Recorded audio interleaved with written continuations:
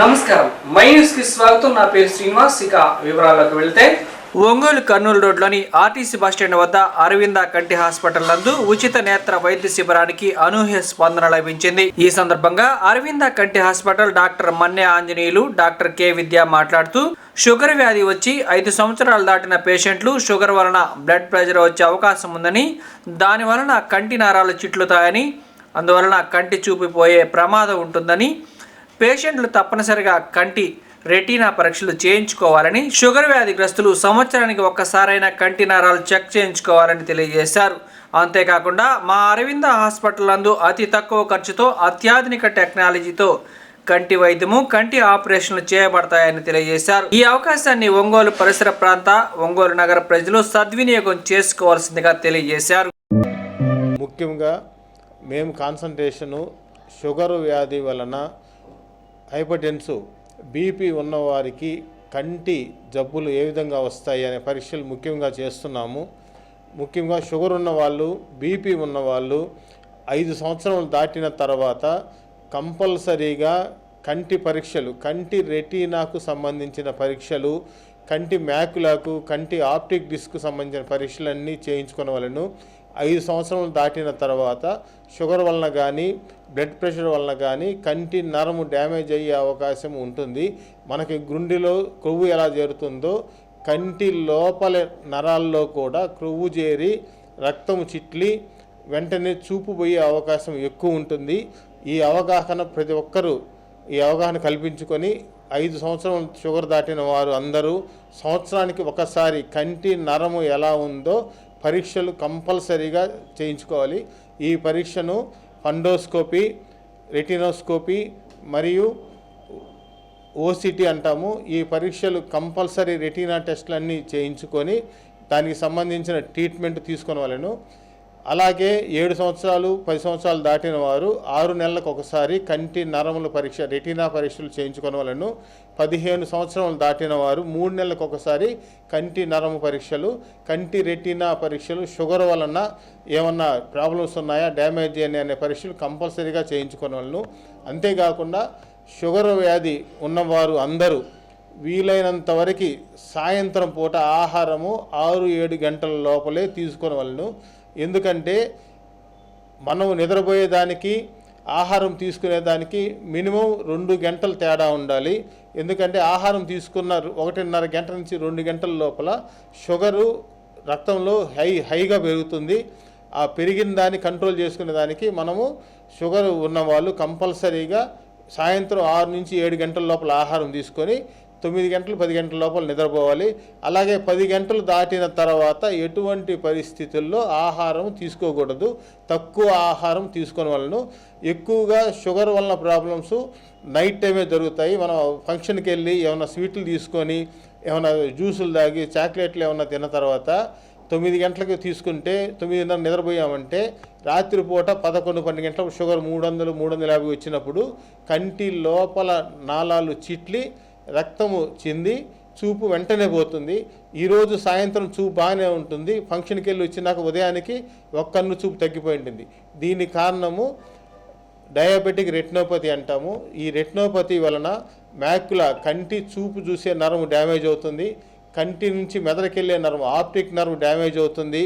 కంటి లోపల ఉన్న రక్తనాళాలన్నీ చిట్లి రక్తం చిమ్ముతాయి. కాబట్టి దీన్ని ప్రతి ఒక్కరూ ఈ విషయాన్ని గమనించి షుగర్ వ్యాధి ఉన్నవారు అందరూ కంపల్సరీగా మీ దగ్గరలో ఉన్న కంటి డాక్టర్ దగ్గర టెస్ట్ చేయించుకొని ఈ fundus test, optical OCT plus మొత్తం రెటీనాస్ టెస్టులన్నీ చేయించుకొని సంవత్సరానికి ఒకసారి మీరందరూ జాగ్రత్తగా ఉండవలసిందిగా కోరుచున్నాం. కంటి హాస్పిటల్లో ఈ ఉచిత వైద్య శిబిరంలో పరీక్షలు, కంటికి సంబంధించిన పరీక్షలు కానివ్వండి, కంటి రెటీనా సంబంధించిన పరీక్షలు కానివ్వండి 50% డిస్కౌంట్తో చేస్తున్నాము. ప్రతి గ్రామంలో ఈ క్యాంపులు జరుగుతూ ఉన్నాయి. మీ గ్రామంలో ఎవరైనా ఉన్నా కూడా మాకు రెఫర్ చేసినా, మమ్మల్ని వచ్చి అక్కడ ఉచిత వైద్య శిబిరం కండక్ట్ చేయమన్నా మేము వచ్చి కండక్ట్ చేసి ఈ రెటీనా పరీక్షలు అవసరమైన వారికి ఇక్కడ తీసుకొని వచ్చి ఓపీ ఉచితంగా చూసి ఈ కంటి పరీక్షలన్నీ 50% 50% రిబేట్తో చేస్తున్నాము. ఈ అవకాశాన్ని ప్రకాశం జిల్లా ప్రజలందరూ వినియోగించుకోవాల్సిందిగా కోరుతున్నాం. నమస్తే అండి, నేను డాక్టర్ విద్య ఇక్కడ కన్సల్టెంట్గా చేస్తున్నాను. యాక్చువల్లీ చాలా హ్యాపీ. లాస్ట్ టైం క్యాంప్ చాలామంది వినియోగించుకున్నారు. ఈసారి కూడా చాలామంది ఇట్లనే స్క్రీనింగ్కి వస్తున్నారు. ముఖ్యంగా చాలామంది మెచ్యూర్ క్యాటరాక్ట్స్ ఉన్న వాళ్ళైతే వాళ్ళందరూ చలికాలం అని చెప్పి చేసుకోకుండా ఉండడం ఇట్లాంటివి చేస్తున్నారు. అటువంటివేమీ ఉండమండి. అటువంటి భయాలు ఏం పెట్టుకోవాల్సిన పని లేదు. మనం చేసేది ఇప్పుడంతా కూడా మెషిన్తో చేస్తాం కాబట్టి, చిన్న ఘాటుతో చేస్తాం కాబట్టి అటువంటి భయాలు ఏవి పెట్టుకోకుండా సీజన్తో సంబంధం లేకుండా క్యాటరాక్ట్ ఎప్పుడైనా కూడా ఆపరేషన్ చేయించుకోవచ్చు. సో మనం క్యాంప్లో కూడా ఇప్పుడు తక్కువకే చేస్తున్నాం కాబట్టి వీలైనంత ఎక్కువ మంది ఈ ఆపర్చునిటీని వినియోగించుకోవాల్సిందిగా కోరుతున్నాము. ఇట్లనే క్యాటరాక్ట్ కాకుండా ఎప్పుడు చెప్పేదే, షుగర్ పేషెంట్స్ ప్రతి ఒక్కరూ షుగర్ ఉందని తెలిసిన వెంటనే వచ్చి షుగర్కి, డయాబెటిక్ రెటినోపతికి స్క్రీనింగ్ చేయించుకోవాలి. ఎందుకంటే షుగర్ మనకు అంతకుముందు ఎన్ని రోజుల నుంచి ఉందో తెలియదు. కాబట్టి ఖచ్చితంగా షుగర్ పేషెంట్స్ కన్ను చెకప్ సంవత్సరంలో ఒక్కసారైనా చేయించుకోవాలి. అలాగే 40 ఏళ్ళు దాటిన ప్రతి ఒక్కరూ కూడా కంట్లో ప్రెషర్ ఎలా ఉంది, మామూలుగా మనకు బీపీ ఎలా ఉంటుందో అలా కంటికి ఇంట్రాక్యులర్ ప్రెషర్ అంటాము.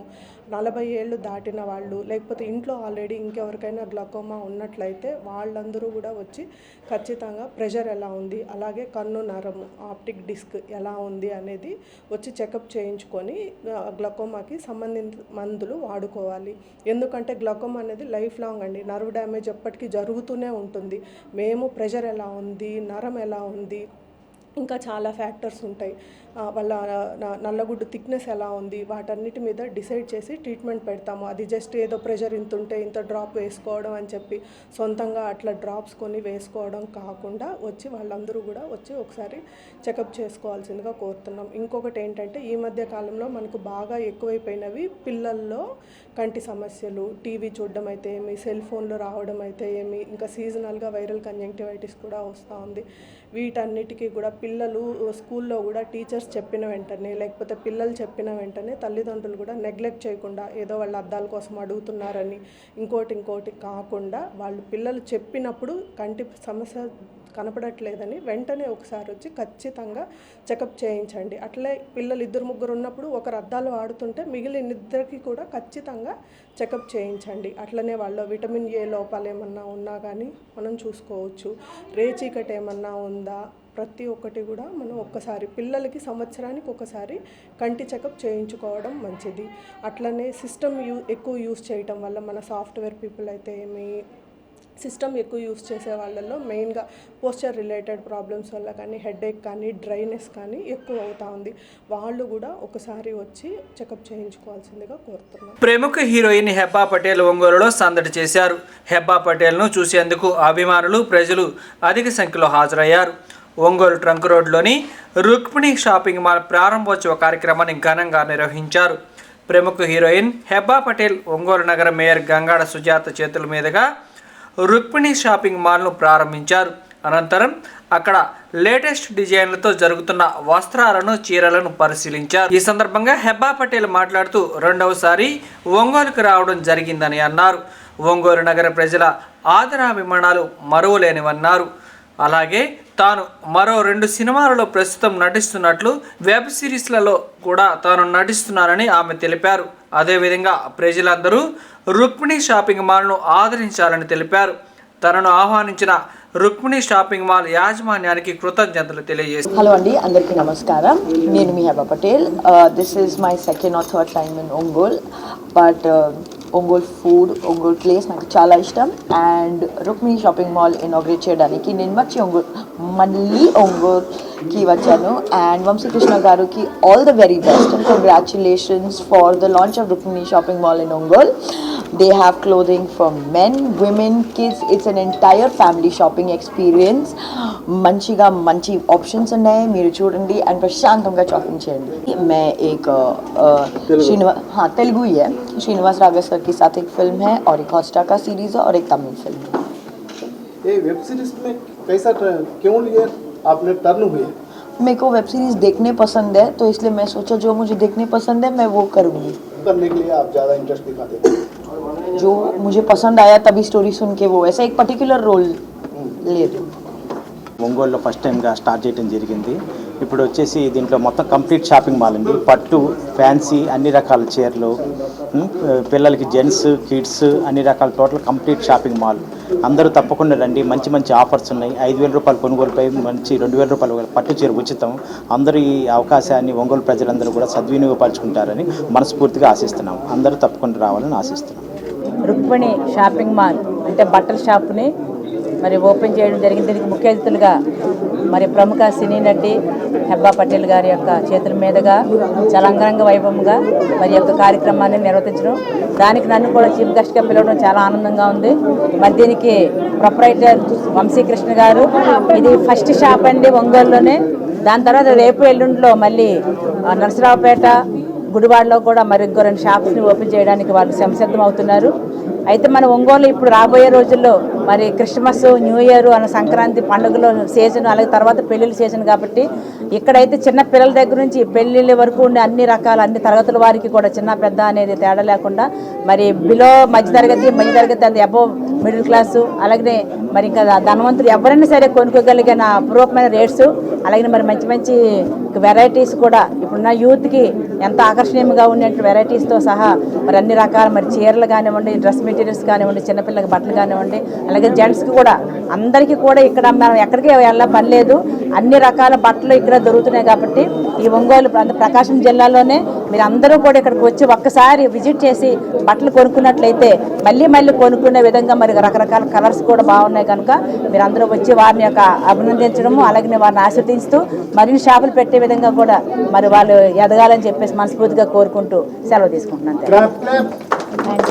పరిధిలోని 33వ డివిజన్ సచివాలయం వద్ద ఆంధ్రప్రదేశ్ ముఖ్యమంత్రి వైఎస్ జగన్మోహన్ రెడ్డి పుట్టినరోజు వేడుకలు 33వ డివిజన్ సచివాలయంలో ఘనంగా నిర్వహించారు. 33వ డివిజన్ కార్పొరేటర్ పెద్దిరెడ్డి నియంతాదేవి ఆధ్వర్యంలో వైసీపీ నాయకులు పెద్దిరెడ్డి విజయభాస్కర్ రెడ్డి సహకారంతో 33వ డివిజన్ అధ్యక్షులు పందిటి జేమ్స్ అధ్యక్షతన కేక్ కటింగ్ చేసి వైఎస్ జగన్మోహన్ రెడ్డికి జన్మదిన శుభాకాంక్షలు తెలియజేశారు. ఈ సందర్భంగా 33వ డివిజన్ వైసీపీ నాయకులు పెద్దిరెడ్డి విజయభాస్కర్ రెడ్డి మాట్లాడుతూ ముఖ్యమంత్రి వైఎస్ జగన్మోహన్ రెడ్డి సంక్షేమ పథకాలను ప్రజల ఇంటి వద్దకే తీసుకువచ్చి వారి మనసుల్లో చెరగని ముద్ర వేసుకున్నారని, రానున్న ఎన్నికల్లో మరలా ముఖ్యమంత్రిగా వైఎస్ జగన్మోహన్ రెడ్డిని గెలిపించుకునేందుకు కృషి చేయాలని అన్నారు. ఈ కార్యక్రమంలో సచివాలయ సిబ్బంది, వాలంటీర్లు, రాంబాబు, గృహ సారథులు, కన్వీనర్లు, వైసీపీ నాయకులు, కార్యకర్తలు, చిన్నారులు, విద్యార్థులు, అభిమానులు భారీగా పాల్గొని సీఎం వైఎస్ జగన్మోహన్ రెడ్డికి పుట్టినరోజు శుభాకాంక్షలు తెలియజేశారు.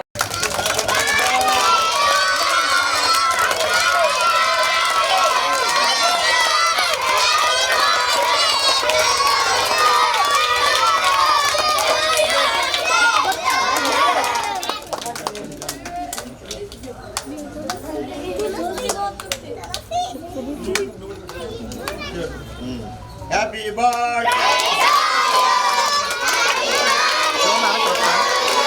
Happy birthday! Happy birthday! Happy birthday!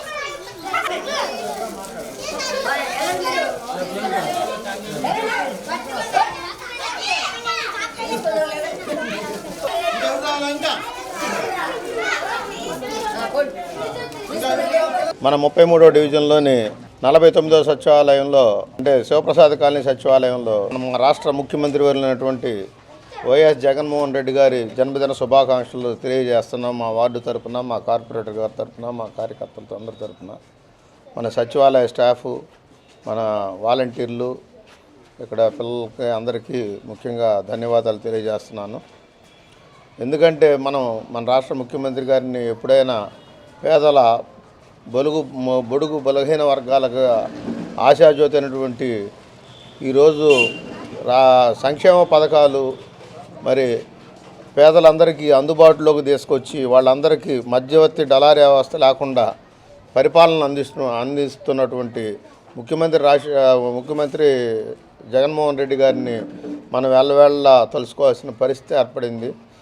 రేపు 2024లో ప్రతి ఒక్కరూ ఈ సంక్షేమ పథకాలు మనకు ముందు కావాలంటే మనం ప్రతి ఒక్కరం తెలుసుకొని ఈ మంచి జరిగే వ్యక్తి, మంచి చేసే ప్రజలకు, పేద ప్రజలకు మంచి చేసే వ్యక్తి ఎవరైతే ఉంటారో వాళ్ళని మనం గెలిపించుకొని రేపు 24లో ముఖ్యమంత్రిగా మళ్ళా చూడాలని, అదే మన బాలినేని శ్రీనివాసరెడ్డి గారి ఆధ్వర్యంలో మన ప్రజలందరూ, ఒంగోలు ప్రజలందరూ ఆయన బాటలో ఉండి మన ఎమ్మెల్యేగా గెలిపించుకొని మళ్ళా మంత్రిగా చూసి మనం ఆనందంగా చేసుకునే రోజు దగ్గరలోనే ఉంది, వచ్చినాయి. కాబట్టి ఎలక్షన్లో అందరూ అప్రమత్తంగా ఉండి ప్రతి ఒక్కరూ ఎవరికి తగిన సహకారం వాళ్ళు ముఖ్యమంత్రి గారికి కానీ బాలినేని శ్రీనివాసరెడ్డి గారికి తోడ్పడతారని మనస్ఫూర్తిగా కోరుకుంటూ మా శివప్రసాద్ కాలనీ సచివాలయ తరఫున, స్టాఫ్ తరఫున ధన్యవాదాలు తెలియజేస్తున్నాం. ముఖ్యమంత్రి గారికి, సీఎం జగన్ గారికి